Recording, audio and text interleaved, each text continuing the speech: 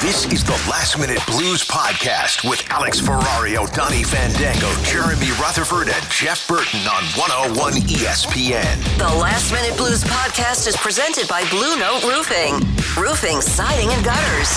Your St. Louis roofing experts. Visit BlueNoteRoofing.com for a free inspection.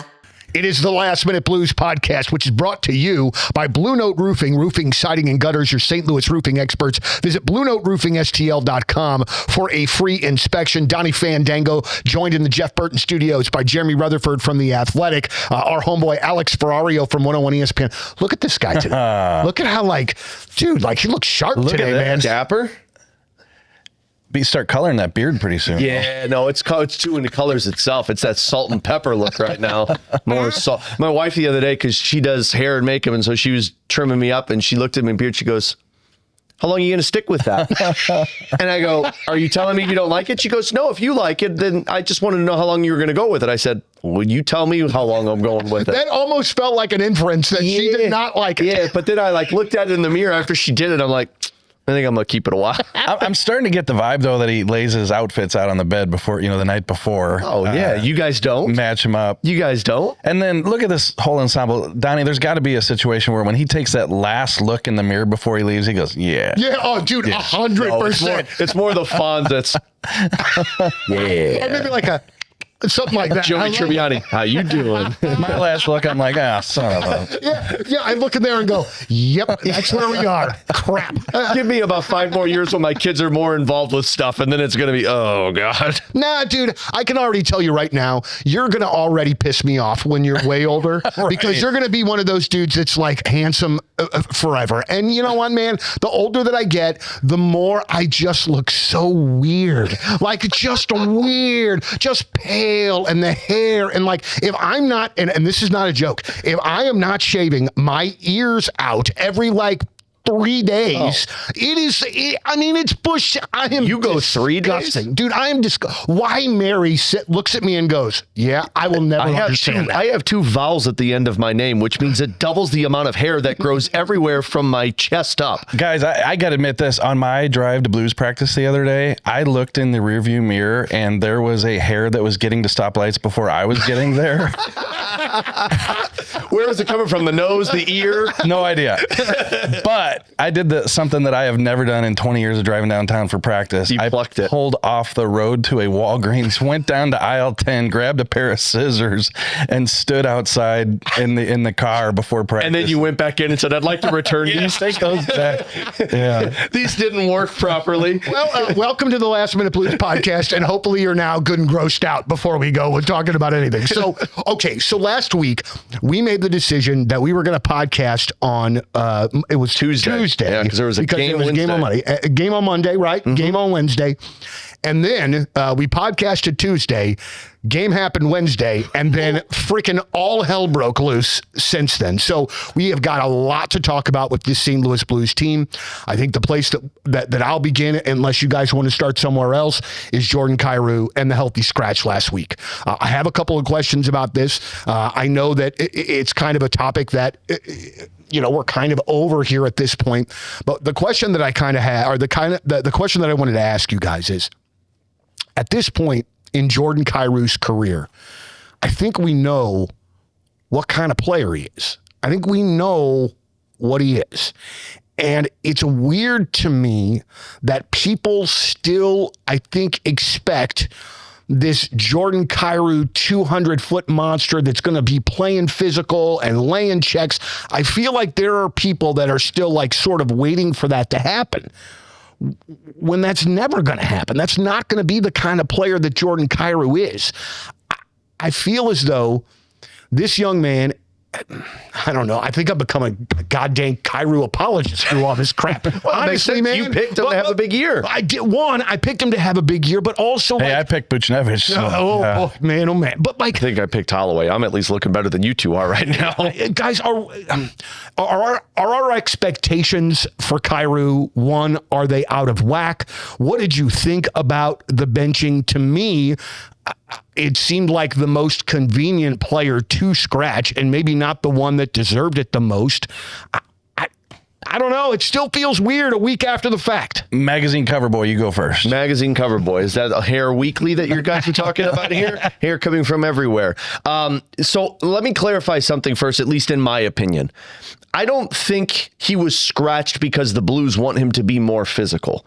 This isn't about people wanting Jordan Kyrou to play like Nathan Walker. No, no. And I phrased that incorrectly. But you phrased it the way I think fans feel. It's like, well, what? They want him to go out there and hit everybody. He's not going to do that. But that's just right. He's not that good. They want him to compete. And to me, that was the biggest reason why they went to Jordan Kyrou. And you're absolutely correct, Donnie. And Jim Montgomery has said as much. They could have picked 10 different players after that game against the Capitals, but they didn't. They landed on Jordan Kyrou. And I think a lot of people looked at it and says, well, you should have scratched Pavel Buchnevich, or you should have scratched this player, or what about this guy? He's been terrible. The reason that they went to Kyrou is because of that competitiveness. It's not about going in and laying a big physical check or standing in front of the net and trying to make deflections and be a power forward. They know how Kyrou is. Mm-hmm. They want Kyrou to be always on the puck. They know that he's one of the fastest skaters in the National Hockey League. He should never be beat to a puck. When the puck goes into the corner, he has the ability to force a player to second guess with what they do and make mistakes. That's what Kyrou is great at. His stick checking, his back checking, making sure that plays are broken up. That's the competitive fire. A perfect example is that game that they played, when I'm blanking on the team, Seattle. They come home. That shift that Dylan Holloway scores the goal on. That was all started because of Jordan Kyrou's competitiveness. Mm-hmm. Puck goes into the corner. Kyrou forces him with his speed to panic, throw the puck into the middle of the ice, and Dylan Holloway there is there to clean it up. That's the competitiveness they want from Kyrou. And I again, this is all my mind thought. My wonderment is the Blues look at this and say, we saw how you played in the first 5-6 games of the regular season. That Dallas Stars game was the best game that I've seen Jordan Kyrou play. He was back checking, he was stick checking, he was breaking plays up, blocking shots, and he was aggressive in the offensive zone. It was one of the best games I feel like I've ever seen him play. So the Blues coaching staff probably looks at this and says, where's this guy? Mm-hmm. We don't need it every night. But can you get it 9 out of 10 games? Can you get it 8 out of 15 games? That's what they're hoping for. And they believed that for a 4 or 5 game stretch, he wasn't playing that competitive hockey. The one thing I will say about Pavel Buchnevich, because the guy is struggling right now, can't find the back of the net, he's making some fumbling plays with the puck, he's always on top of pucks. He's always going into corners to retrieve pucks. He's always on the right side of it, to whereas I don't believe Kyrou was in that same spot for that 4 or 5 game stretch. And yeah, they could have scratched 15 different guys after that Capitals game. But there was one player that they felt like, remember, they also pulled him aside and said to him, like, we need you to be our leader. You're right. And then you get to the uncompetitiveness that they say, we need you to be better. Yeah, Alex is right. And I'm glad that you phrased it the way you did, because I do think that's how people look at it. Now, whenever I say that I've got an analogy coming, Alex always moans, because, oh, Mr. Analogy's going to butcher this one. Oh, but that's mostly because he actually nails it. No. I'm like, damn, why did I think of that? You know, it was kind of like when Jim Montgomery explained it, you know, it made a lot of sense. You know, everybody's got a role on the team, and one of Kyrou's roles is to make the opposition anxious, give them some anxiety with your skating. And so here's my analogy, and then you can tell me how off this is. God, here we go. is, you know, you got a house, right? You got the husband, wife, the kids, everybody's got roles. And maybe my role is to cut the grass, and maybe my wife takes care of the bills. So I've got to be the best grass cutter I can be. I don't have to worry about the bills. Kyrou doesn't have to worry about, going and smashing people, but he's got to fulfill his role, and vice versa. So if the coaching staff, which they did, saw that he wasn't doing what he's capable of doing with his traits, then they need to make that known to him. And I agree with Alex. Listen, Pavel Buchnevich could easily be a healthy scratch. Easily. He's got 1 point in his last 9 games. 1 point. He's got 3 points in his last 12 games, and they're all power play. He has no even strength points in the last 12 games. And I only say that because Alex is right, is he is on pucks. Like, he is going into the corner. He's doing some of the things that, they need him to do. He's just not producing. And I don't want to minimize that. That's a huge deal. But I think that when people saw that Jordan Kyrou was a healthy scratch, and they said, why not Buchnevich? It could be either one of them for real. But Kyrou not doing his role, and they want to see him performing. Okay. I thought that we were totally done Great talking analogy, about this. by the way, Jer. It really was. I thought that we were kind of sort of done talking about this once the summertime passed and the contract I know where you're going. stipulations when We're back to it. The face rub. NTC. Is the conversation to be had if this sort of thing continues that Jordan Kyrou would potentially be on the trade block? If he would be, how does that contract allow for that? Because I thought he had a no movement clause. No trade. No Just no trade. trade, yeah. So what do you guys think? I honestly, part of me, I think I'm just tired of this Jordan Kyrou storyline as a whole. Like, I'm tired of hearing people bitch about him, even though, I mean, to some degree, I do understand. But it's just like, geez, it feels like it's beating the friggin' dead horse. But you start to wonder, what's it going to take then? Like, you know what I mean? Like, if the kid's playing great for 8 games and then all of a sudden decides to sit and not do what he needs to do for 5, well, then he's not doing what we need him to do. He's not learning. He's not growing. God. Well, I think that 2 things can happen. And one is, and people say, and you said it, and I agree with you, is like, you know, how many years do you need to be talking about this? But those individual situations that happen in a player's career, like Kyrou, they add up, and the team is hoping that after 2, after 3, that 3rd time, now you're healthy scratched and you're sitting in the press box in Buffalo. You know, is that an awakening? Not an awakening to go play at 200 feet, not an awakening to go play physical, not any, an awakening to, hey, look, like Jim Montgomery said, it's a privilege to play for the St. Louis Blues and be in the NHL. I need to realize that on an every night basis. And if that takes shape after this latest example, then the team accomplished its goal. And then the other way this could go is he gets fed up with the way things are being handled and he wants to go. And then there's so much talk about, you know, would he waive his no trade? Maybe at that point he'd want to waive it. So I know it's 2 drastic different directions, but you know, those are the options. I think it's also important to say that if other players are finding the back of the net and they're not going through these struggles that they're going through, I don't think we're talking as much about Jordan Kyrou. I think this is also just a matter of the entire team is bad and one player that they need to be a leader is not doing his role. You know, if he finishes the year with 35 goals and 75 points, you're going to look at it and say, yeah, it was another good year by Jordan Kyrou. But where does the team finish, right? The team aspect is what Jim Montgomery is trying to solve right now. And they're not a team that has game breakers. They're not the Colorado Avalanche that Nathan McKinnon can step on the ice and overcome all of the other misdoings from the bottom 6. They go out there. They have to have 4 lines that run solid, that are consistent for 60 minutes if they want to win hockey games. Kyrou's got to be a piece of that.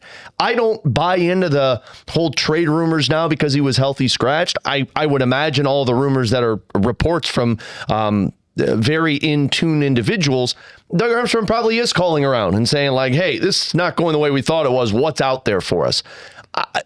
One, I don't think you can move a Kyrou because it seems like he wants to be here. He signed a contract extension so that no trade clause is there.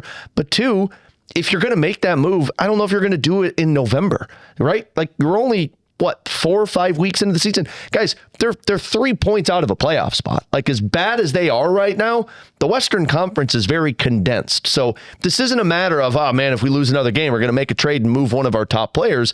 I think this is going to drag itself out, maybe into an offseason if the Blues miss the playoffs. Then they have to really sit down and say, okay, what is the problem? Because we took a massive step backwards. Well, all right. So one, it's just disheartening that this is something that we're still continuing to talk about when it comes to Jordan Kyrou. Like it's just very disappointing just in general. But also, did I hear during the game last night that Thomas, Booch, and Kyrou have 5 goals collectively? At even strength. Mm-hmm.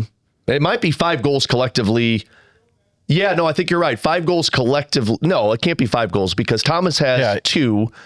Kyrou's got 4 or 5. 4 or 5, Okay, I think. Yeah, I think what he was talking about was even strength. Like if you look at their combined even strength points, I believe they only have about 12 or 13 even strength points on the year. Yeah, because Buchnevich doesn't have an even strength goal. Yeah. Right. Yeah, he's got the 1 goal and it's the power play goal and he's got a couple of power play points. So guys, I mean, we could sit here and talk about 12 different 1,000 things that go on with this team. But if your best players are not contributing every night, we're friggin' hosed. Well, and that's the thing. And so last night after the game, I wrote about the fourth line, and they had a great game, right? And when you're working on the story and you look at the stats, Oscar Sundqvist is tied for the team lead in assists with Robert Thomas, and he's played 9 games. Yeah. Thomas has played 13, and the rest of the guys have played 17, so it's not just Thomas. You're talking about guys who played 17 games, don't have more assists than Oscar Sundqvist, who's played. It's a guy who is injured right now has the most goals on the team. It's unfathomable what's happened with this top 6. And I know a few on the second line have had their moments, and give Suter credit. He's been awesome. He's been terrific, but top 6, top line, however you want to look at it, it's been a massive story. And they know it too. Like, we continue to talk about it. You can see that they know it. Like, Pavel Buchnevich the other night had a shot right in the slot, deflected on goal. 9 times out of 10, that's going in the back of the net. It went right into the gut of the goalie. And Buch, the moment it went in, up to the sky, slammed his stick. Robert Thomas, the shot that he had on Dustin Wolf, where Wolf made an incredible save. He had crossbar and then hit the knob and then the bar. Yeah. Thomas just sat on the ice. Like, these are guys that are just going through it. Like, you can see Dylan Holloway coming out of it right now. That goal that he scored, he's got 2 in 2 games. You see the confidence coming back for him. I think Kyrou's trying to find the confidence now after that healthy scratch. But Thomas and Buch, they're just going through it right now. And the only way they get out of it is if pucks go in the back of the net. And the only way you could do that is if you put the work in right now, and you hope that the Blues are going to be on the other side of that soon. All right, well, let's take a break. More of the Last Minute Blues podcast coming next. All right, so I definitely want to talk about line combinations and how many there have been this year in a minute. But one of the biggest storylines also of last week, along with the Kyrou story, was Logan Mailloux being sent to AHL Springfield for, as Doug Armstrong said in the article, a quote-unquote reset. Now, a couple of questions that I have here for you guys. One, in preseason, we were led to believe that Mailloux was NHL ready, good to go. Now listen, I understand with young players, man, sometimes it happens. Sometimes the development goes sideways, goes neutral, and you got to kind of reset them. I get it. But it feels as though this should have been planned for a little bit better than the way the Blues have. Am I crazy in thinking that? Like, did they really think that he was going to be able to play almost every single night? Did they really have that in their head? Because to me, that seems to be sort of unrealistic, because there have been moments where homeboy looks like Bambi on ice. You know what I mean? He's big and tall. But I just feel like maybe this was something that the organization did not plan well for at all. Like, if you're going to give this kid the shot, then pair him with a vet so that it gives him some stability back there, the ability to make a mistake. And they didn't do that. They sent him back there with another young defenseman in Tucker. And so it just feels like, one, that he wasn't ready, and two, that maybe they didn't set him up for success. Well, really. The crazy part is that they tried I'm crazy to say this. No. Tell me I'm wrong. No, what I'm saying is they put him with vets. They started with Tucker, you're right, but then they put him with vets. They tried it with Broberg, and it didn't work. Okay. They tried it with Cam Fowler, and it didn't work, and it felt like it was hindering the play of those guys as well. Yeah. And then you got to it when it was Mailloux and Tucker, and they're like, we got to get this to work. But he'd make a couple of mistakes. He'd play 7 or 8 minutes, and then you wouldn't see him for the rest of the game. The crazy part for me is, and correct me if my eyes deceived me, JR, but in preseason, it felt like he was NHL ready. Like, watching him play, he was killing plays defensively. He was jumping up into the rush. Didn't really have the turnovers, the mistakes, albeit it was preseason when you're playing against some other AHL players. So that's part of it. I said it when it happened. I did not like the decision, but I understood the decision. And I don't like it because I think he's done everything in the AHL. Last year, he was one of the better players down there. What more do you need to see happen? You need to play in the NHL. I understand it because, one, he wasn't playing, and you need him to get minutes right now and get his confidence back. To me, I thought that game against Columbus, where he touched the puck, that was a hand pass that went into the back of the net, that had to have been the moment that front office was like, this kid's in it right now. He just needs a reset in his brain. But on top of that, the team is in flux. Like, if I'm Logan Mailloux and I'm trying to find my game on a new team and become this top 4 defenseman that they've told me they want me to be, man, this team's not playing well. So how am I supposed to go out there and be confident when your top 4 defensemen are making mistakes and your forwards are making mistakes and your goalie's not making saves? So I think a lot of this is Logan Mailloux needing to get his own stuff figured out, and the AHL is an opportunity to do it. I mean, Tyler Tucker was a guy that for 3 years went up and down from the minors to the majors. I don't agree with the decision, but I also think the team needs to figure their own stuff out, settle everybody down so that when he comes back, Fowler, Broberg, Parayko, Falk are playing to the level that they expect the goalies are, and then Mailloux can slot right in where you need him to. All right, I got an analogy. No, Another one? I'm joking. Oh my gosh. I'm joking. No analogy. I'm just joking. Hey, but there is a lot here. First of all, let me just speed through a couple quick ones. Alex is right. He looked pretty good to really good in camp. Okay. And it wasn't just the preseason games. It was in practice against NHL players. Granted, it's practice. When Jim Montgomery, who's been a coach for a long, long time, says this kid is NHL ready, I don't think he was just throwing that around. I think he truly believed that he was NHL ready. I don't know that I've seen and I agreed with him. I don't know that can remember a player in the last 15 or 20 years that, kind of looked like he was going to get off to a good start and finally become that player. And then all of a sudden just the bottom falls out. And that's what's happened here. So it is pretty surprising whether you're the head coach, your media, your fans, whatever. That we talked a couple weeks ago, guys, I remember this. Yep. And we said, what if they sent him down to the minors? And we both said, I think all three said that, look, he can go down there and be Bobby Orr, but what's it going to prove?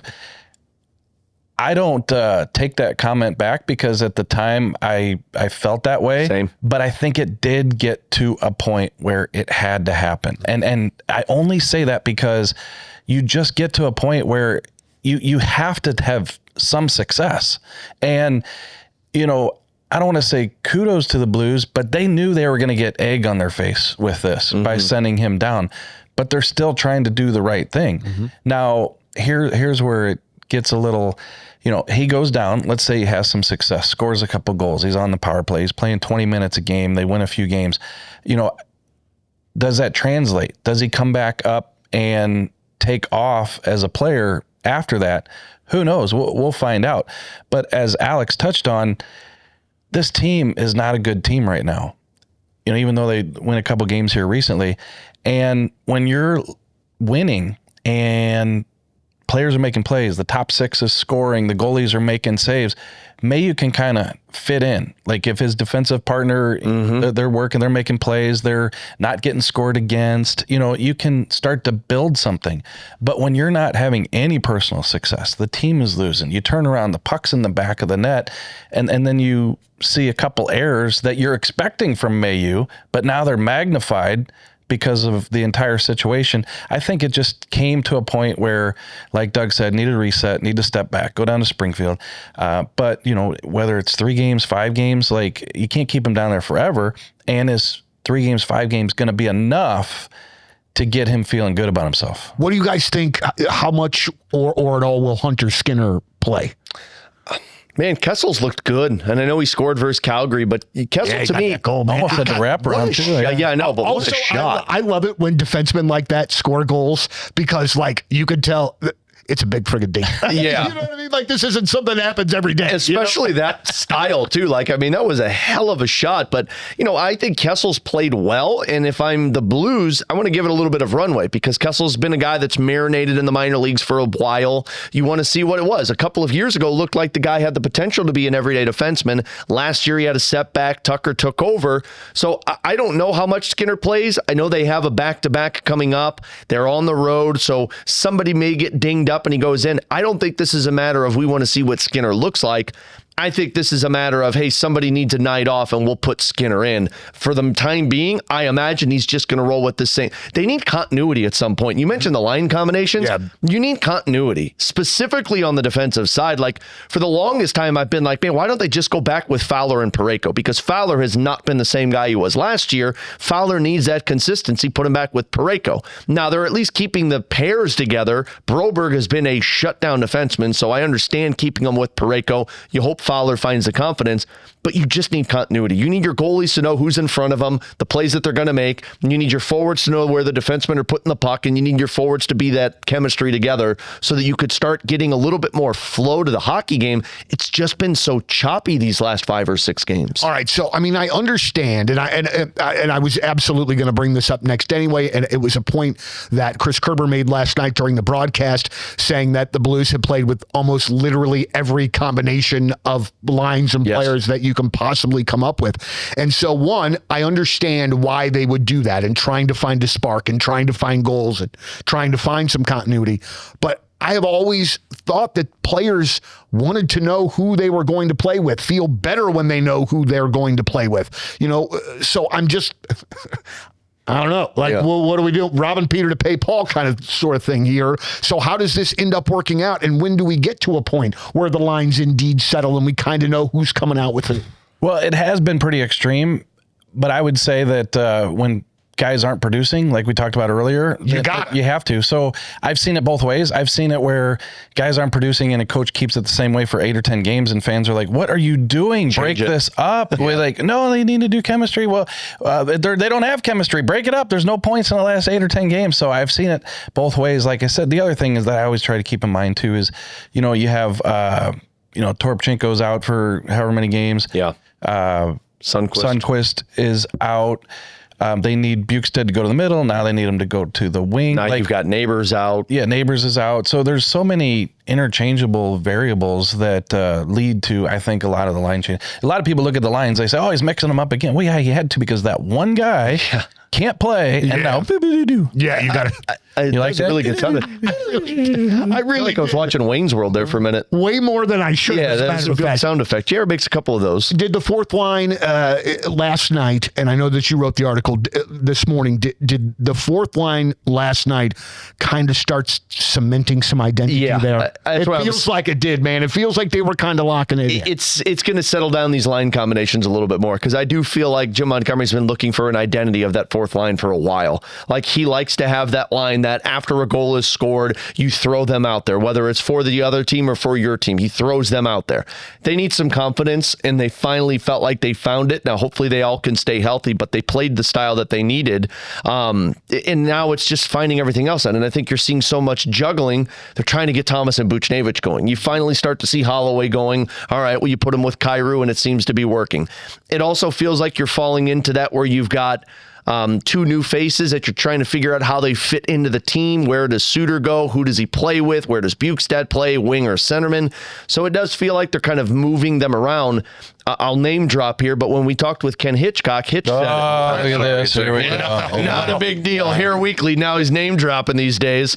Hitch said, he's like, I was always under the belief that if you don't have chemistry, it's not going to happen. He said, I was instant chemistry. If it's not there, move on. And some people may hate that. Some people may like that. But that's a Hall of Fame coach that always juggled lines up because it just didn't work. And so maybe Jim Montgomery's just toying with it. Maybe chemistry comes when confidence comes for your two best players. But I think having that fourth line of Sundqvist, Toropchenko, and Walker gives you a constant of, hey, we know what this line is going to do. We know when we're throwing them out there, they're going to be able to eat 12 to 13 minutes. Now we could build everything else out, and it's figuring out who works with who. Yeah, it's like when Scotty Bowman texted me the other day, Oh, you got that text too?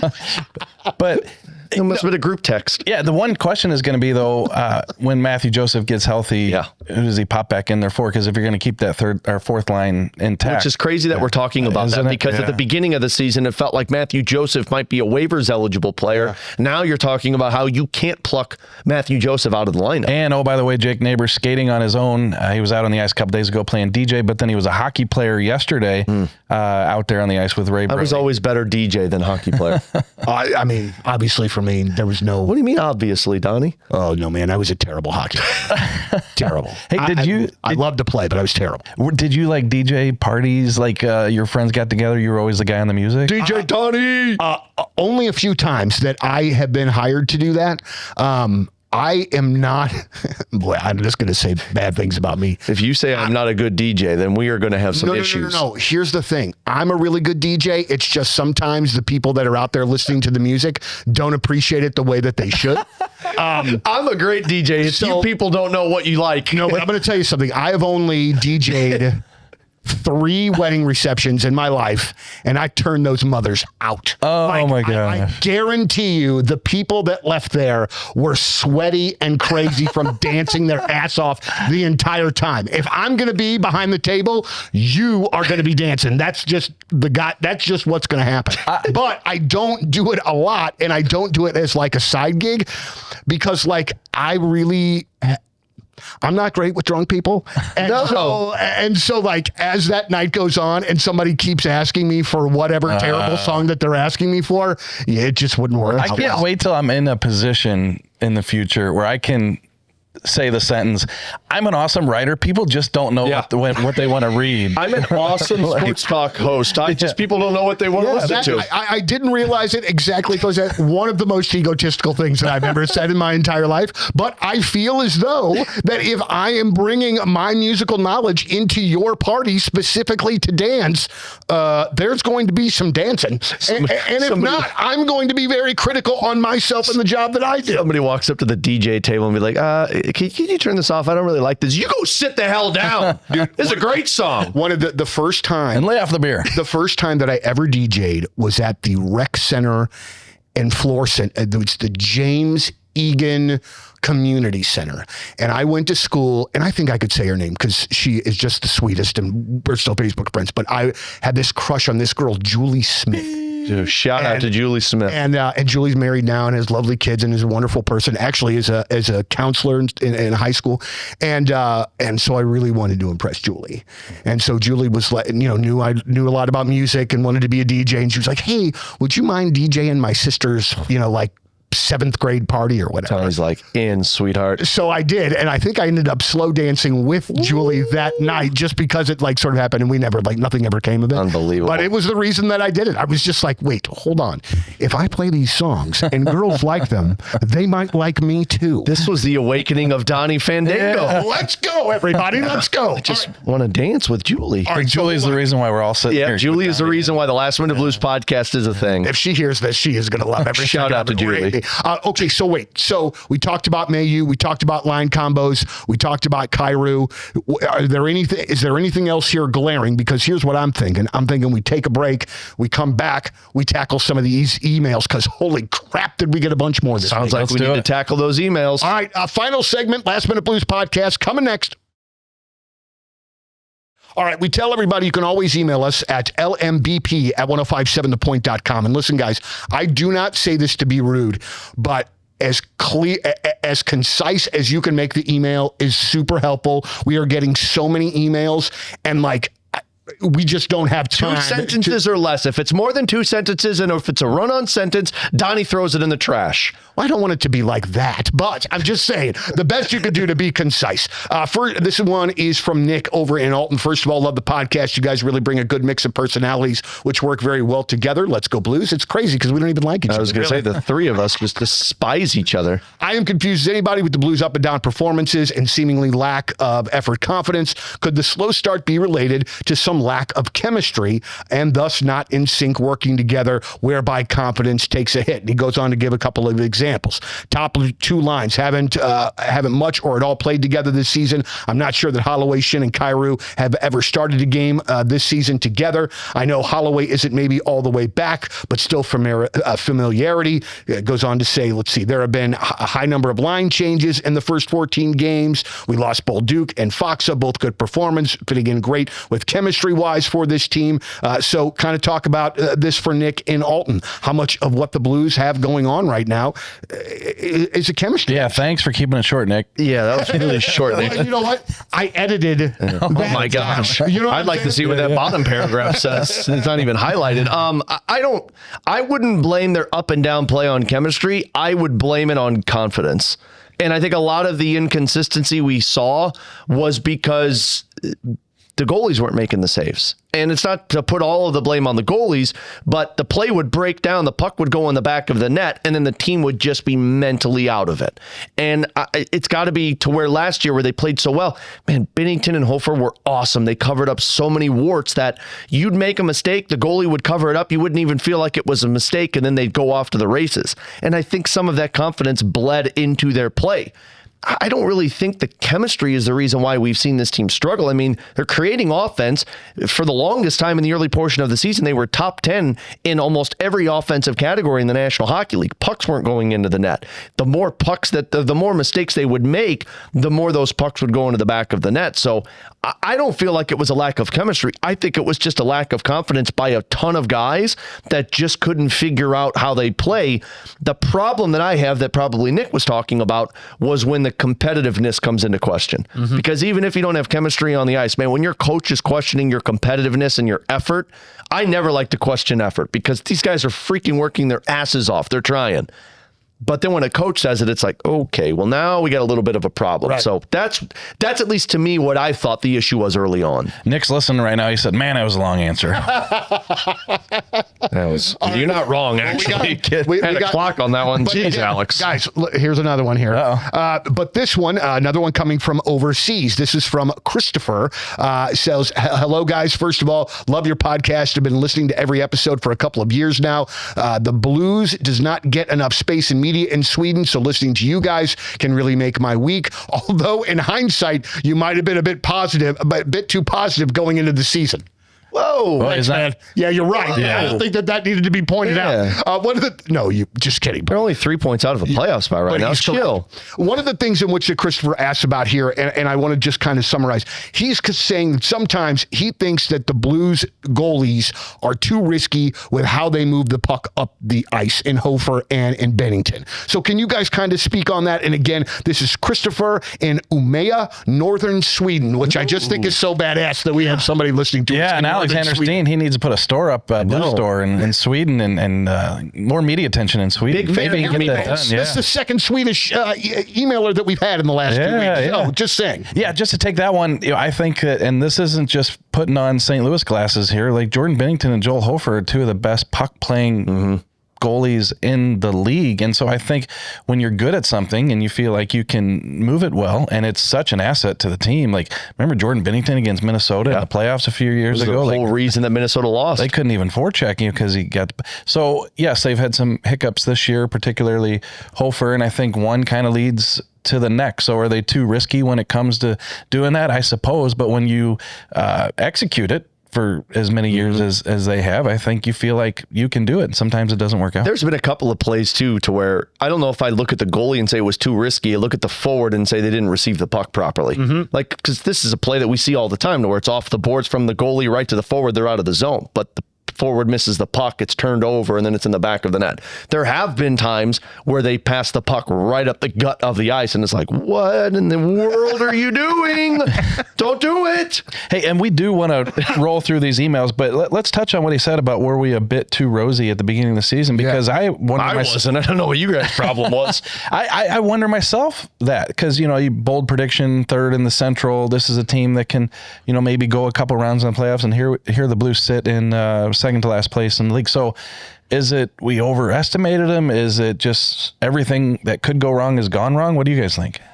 I mean, it seems like, first of all, and I mean, for me, man, I'm just still in disbelief that this is what it is. I'll just be honest with you. I still have it in the back of my head that somehow this is going to click and they're going to go on a run. And when I was listening to the pregame last night and hearing, Braden Shin talking about how there's confidence in this room, or only a few points out of a playoff spot, that sort of thing. So, like, guys, I think I'm still not ready to admit maybe like where we are, but I just still believe that this team is capable of way more than they are. Maybe they're not one of the best teams in the West, but for the love of Pete, they're better than what we've seen so far. I refuse to believe otherwise. I think I assumed a lot of what was taking place last year for the last 2 months would just carry over. And that was negligent of me. Like, I still don't understand why it doesn't. For talking to people that have played the game, they say you can't carry over stuff from one season to the other. Say it's a completely different season. You're riding momentum. Wild. You're riding that adrenaline rush of not wanting to be eliminated from the playoffs. Like the second half of the season, that's playoff atmosphere. Like everybody brings their game to the next level, and the Blues just did. It's not easy to do in October. It's not easy to play the brand of hockey. So that was my fault to assuming that they could carry it over. But I was going off of the example of what they did from 2011 up until they won the Cup. Every year, it seemed like they would come into the season playing a physical brand of hockey, stingy defensively, and they would be one of the best teams in the National Hockey League. Why? Because the coach had his scheme in place, they knew how to play, and they all went out there. This was the same group of players that went on that run. They know what it's needed to win in the playoffs, and now you could kind of take off and be one of those dominant teams. That's the part that I underestimated, that, okay, maybe it's not that easy. You are adding in a couple of younger players. And some of these guys are going to go through ruts, and how do they handle it? The mental side of it. That's the part that I may have gotten way too out over my skis, but I'm still in the line of thinking with Donnie. I still believe that at some point this team could rally off 5 or 6 wins in a row, and you do that, you put yourself back into a playoff conversation. I would like to introduce this idea, though. That agreeing with me on things like this might not be the best of ideas. What are you talking about, Donnie? We agree on a lot of things. What about you, JL? I mean, like, what do you... DJ Donnie, I love your opinions, first of all. And your music, DJ. Too. Yeah. No, I think 2 quick points that I just add, he said it, is when you talk about carryover, I think we have to keep in mind that there's 2 things that we can't necessarily measure when we're making our preseason predictions and looking at the team. And that's when you come back from the Four Nations tournament, you see the standings and you see what you have to do, and you have no choice but to pull together. And it's every single night, because you know that if you take one night off, you're not going to be able to make the playoffs. When you show up for opening night of the next season, yes, you're excited, but you're like, we got to do this again. We got 82 of these. We've got, and then you hear Monty start talking about the checking mindset, which he has to do. That's the thing. Now you're starting, okay, we have to get back into that mindset from game 1, game 2, and play that style. They don't have a generational player like a Celebrini, a Bedard, those guys, that are going to win the game every night. So they've got to show up and check. And now you're doing that in October, and there's 78 games left in the season. That's one thing. And then the other thing that I don't think any of us can, look at and say, oh yeah, that's going to be an issue, is what Jim Montgomery said the first couple weeks of the season. We have to play together. We got some guys who might want their numbers. They might want to get off to a good start. Yep. They might Olympics, so on and so forth. And then when things start to unravel, everybody looks at it like, whoa, how is this going to affect me? And the Blues didn't have that. How's it going to affect me at the end of last season? Yeah, that all makes sense.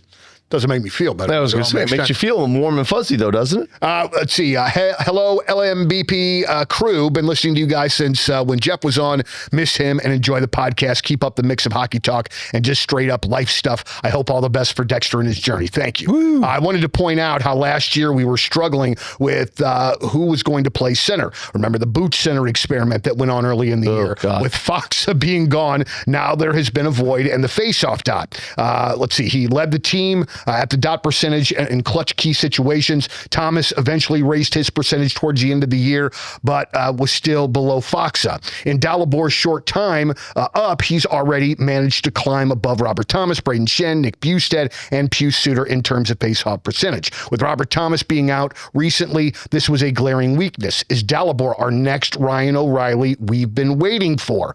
Also, is there a chance we could ever get Last Minute Blues podcast shirts or hats? That's from Mark. He says, Kearney, Nebraska, home of the USHL Tri-City Storm. So I want to tackle the merch thing. Swag. First.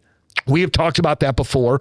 We have talked about that with promotions. I think that the promotions department is completely in. I think the issue that we have right now is more of a general radio issue in that we have 64,000 billion things going on down there. And I think, unfortunately, getting merch together for us is not a top priority. And I don't mean that as a bad thing on them. I think they're just really busy. But I would love for us to have some kind of something. And one of the things, if we do a t-shirt, somewhere on there, it should say, Skate Life Boys. is a highway.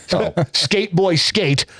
That's Our right. old Jeff Burton. Yeah. Right. Clinton Shady probably should be one of them. Hopefully we can do a hat T-shirt situation, but I think that unfortunately we're not high on the priority list of things. If I can just be very honest. I'll tell you what, if there's listening, we'll get there. Yeah, if there's a big demand, I'll have my wife cricket them at home. What? But also too. I mean, honestly though, if there is a big demand. Oh yeah. I was gonna say money talks, homies. Yeah, we need to start sending emails. And I would think that would put a push into getting them to do stuff for us. Yeah. Just saying. Hey, and he asked about the face-off. And about the center depth and all, and face-off. Swag's more important. Thomas is a great face-off guy. He's going to be that for the rest of his career. Dvorsky, I tweeted it last night.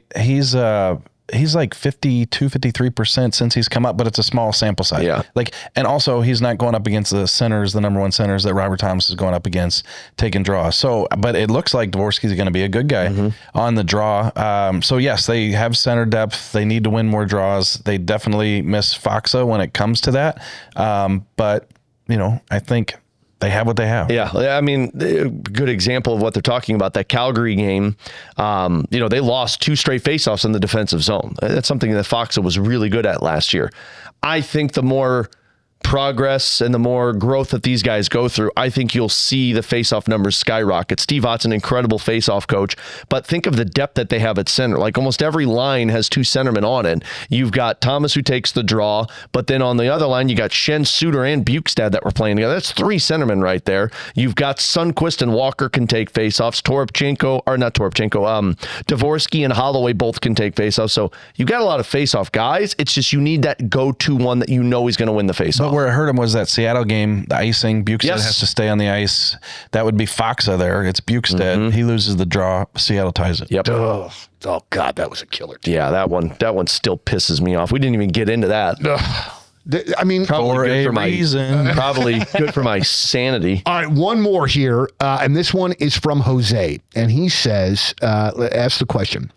Let's see. If you guys were on a beer league team and could choose any combination of the players on the team to be your line mates, who would you choose? Oh, I thought they were going to ask what position, and I was going to say JR goalie. I got the pads on right now. No, it was because of the flexibility and the ability to make plays. All right, so guys, I want to know who your line mates would be. I know mine off the top. You're talking about naming them? Like from the Blues team, who would we want? Who would be your, what? Okay. So we're forwards and these are our Bash brothers. So for instance, for me, I would like to be on a line with Alexei Toropchenko and Nathan Walker. And I would just like to straight wreck shit. Non-stop. I want the other people on the other team to hate my face. That is, oh God. Yeah. I would love that so much. I unfortunately have to copy his answer because my whole thought process was, I want Walker and Toropchenko because I know that I can say anything and probably get away with it. Yeah. They won't like it, but... And also, too... And I could talk to an Australian accent. I like that. Logistically speaking, I am not fast enough to keep up with Jordan Kyrou. So, man, I can't be on a line with the burners. I just like watching Nathan Walker go up to the biggest damn guy on the ice and just be like, "You want to go?" last night against Klapka for Calgary, the dude is 6'8", probably like 6'9" on skates. He is a mountain of a human being. Walker took his stick and pinned both Klapka and Lundberg on the boards, and it was like, "Yeah, what's up? What's up?" Yeah, he does not care. Go? And funny thing in the locker room after the game last night. So Walker, we picked the 2 or 3 players to come out and talk to us, and he's been chosen 2 or 3 times recently. So last night when he came out, it's like, oh my gosh, like the 3rd time in a week we've interviewed Nathan Walker, and I said, "You're becoming a regular," and he goes, "I like it." and like that. And then he wrapped up his post game with me on the radio, and he goes, "Cheers, mate." Yeah, like, God, I love you. And then Andy Strickland wanted to use him for TV right after we got done. So literally, he's like just making the rounds, and Walker's in shorts, t-shirt, no shoes, and he goes, "Do I need shoes?" No, just come on. Yeah. Joey said before that game against Calgary, Joey was asking him just, match up with Calgary, what he remembers. And he goes, "The Klapka fella, how big is he?" And Joey goes, 6'8". He goes, "Geez, he's about a foot taller than me." And Donnie, I got to answer the question. Yeah. I'm gonna say this. You said Kyrou and Holloway. Yeah, for sure. Because here's the deal. we got the puck in the D zone and those guys take off, I'm just going to look at both of them and say, I'll be back here. Yeah, I'm not going down. I got the red line. Yeah. I got red line. I'll see you when you get back. I thought you were going to say it's easy for you because they just do the wheeling and dealing and you just get to be the deflection. Yeah. You just like, hey, I'm going to stand here, just hit my stick and I'll tip it in. Look, I do the parent-kid game and I look like a glacier trying to turn around. Like That's a good thing, though. Yeah. Like an iceberg, nobody's going to run you over. In fact, they're going to Titanic into you, and then that's on them. It's bad. Is it too soon for the Titanic? I just keep thinking about how much fun that it would be to just absolutely destroy things with Walker, even God. Sonny and Torpo. Like that would just be that great. line was my favorite last year in that playoff run, and it's just they would run into everything. And I think I've asked you guys this question before. When do you think was the last day on this planet that Oscar Sundqvist had without pain? Without pain? Without pain. Oh. Dude, I mean, he's I like just 12? feel like that is a man that is constantly something friggin' hurt. I thought you were going to say when he cut his hair. He's gone through a lot, and I'll tell you this too. So yesterday I was interviewing him at his locker, and he turned to put his left ear to me when I was talking, and I go, what's going on? He goes, oh, I can't hear out of my right ear. And I like, what? And he goes, yeah, it's something that's been building up for a couple of years. We're going to get fixed during the break. But yeah, I basically can't hear. He goes, so sometimes on the bench, they start yelling stuff. And he's like, you're going to have to yell louder because I can't. So not only is this guy like just battered and bruised in his hips and surgery and knees and stuff like that, but legit can't hear on his right. It is amazing that you said that because on the bench after that Walker goal, he was leaning into Walker like this. Now I know why. Couldn't hear him. Dudes, I love doing this podcast so much. What an accent! What like an accent core of that line? Oh man! Like you got the Russian side with Toropchenko, you got the Australian with Nathan Walker, and then the Swedish meatball right in the middle in Oscar Sundqvist. Well, they make it work, man. They make the communication work. That's beautiful. I love it. All right. Well, I still am not sure if this team is any good or where the hell we're going from here. We'll figure that out next week. I mean, it's just. I was hoping over the course of a week, maybe you see, and I guess, maybe things have settled down a bit. But I mean, they've played. So this is the part that Montgomery said. They played 5 of 6 games really well with that dud against the Washington Capitals.